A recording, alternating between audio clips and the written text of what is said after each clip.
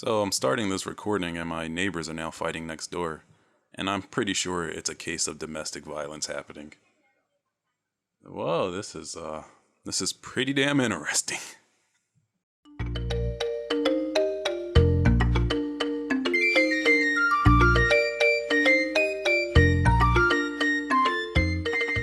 One enjoyable facet of the internet is when there's an event that throws all the outrage merchants in a fit. The race hustlers, baiters, and everybody along those lines that fall in between. There's nothing like a good made-up controversy to gather some attention. This week, it's The Little Mermaid. The SJWs have struck again. Tradition, anti-whiteness, and all that boring stuff. I didn't even know who Halle Bailey was, kept misreading her name as Halle Berry, was confused on how she suddenly looked so young, and moved on with my day as it was 4th of July and I have to ruin it for some people with tales of American imperialism that contradicts the notions of celebrating independence and freedom. So why am I saying this? For simple reasons that go beyond the classic tale of Hollywood whitewashing, with such examples in movies like Argo, Cleopatra, Ghost in the Shell, but more importantly because of one little overlooked fact.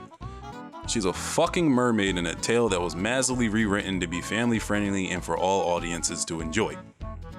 Unless, of course, you hate musicals, are a mermaid and dislike the tale for promoting the acceptance of betraying your species, I guess. I'm not really sure what to call it. Or are a female and find issues with the underlying subtext of your life being meaningless if you don't find a male to love you. But that's neither here nor there.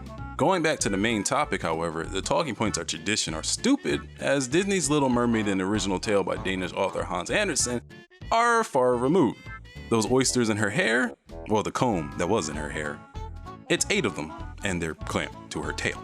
Here's an excerpt from the story, so time to narrate. At last she reached her 15th year. "Well, now you are grown up," said the old dowager, her grandmother, "so you must let me adorn you like your other sisters." And she placed a wreath of white lilies in her hair, and every flower leaf was half a pearl. Then the old lady ordered 8 great oysters to attach themselves to the tail of the princess to show her high rank. "But they hurt me so," said the little mermaid. "Pride must suffer pain," replied the old lady. Yeah, it's incredibly wholesome from the start. But let's move on to the next topic. Ariel loses her voice. Fucking idiot. Remember when she wants to oppress the prince, so she needs to spell from the witch to be human? So as collateral, Ursula takes her voice. That happens here too, except for there's no magical spell for that. They just take her tongue, like cut it out, literally. But there's just another little facet to this, and I want you to close your eyes and imagine that you're the Little Mermaid. Put yourself in this situation. Your tongue has been cut out in return for a potion that will shrink your tail and grow you legs. I'll repeat that for you. A potion that will physically shrink your tail and then turn them into a working pair of legs, functional human legs where they weren't before. Imagine deeply, you had a tail and it shrunk into 2 pair of legs. Does it hurt? Do you feel the pain coursing through you? Well, there's a description because you bet your ass that shit is gonna hurt. Imagine the entire time the feeling is being skewered by a sword. But wait, there's more. You see, with every single step you take with these newly fresh pair of legs that you've never had before, brings in the sensation of stepping on sharp knives.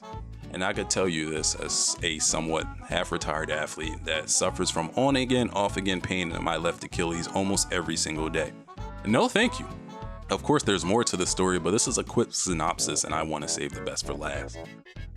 She dies. Yeah. And that's pretty much it. He marries a princess that isn't her. Her sisters make a pact with the witch, then give her a knife to kill the prince so they could turn her back into a mermaid. However, she decides not to do it and kills herself. Yet, since she doesn't have an immortal soul to begin with because she's a mermaid, she's now in this weird limbo stage with some spirits that calls themselves the Daughters of the Air, where she has to spend the next 300 years doing good deeds so she can earn an immortal soul and be accepted into heaven. That's it. That's how it ends. Your actual tale of the Little Mermaid. But of course, let's be outraged because the Disney version is now having a live action where she's casted black. What? Bro, what are you talking about, man? Bro, I'm out, man. That nigga's tripping. I'm pretty sure the Jamaican crab is going to be absolutely fine with this.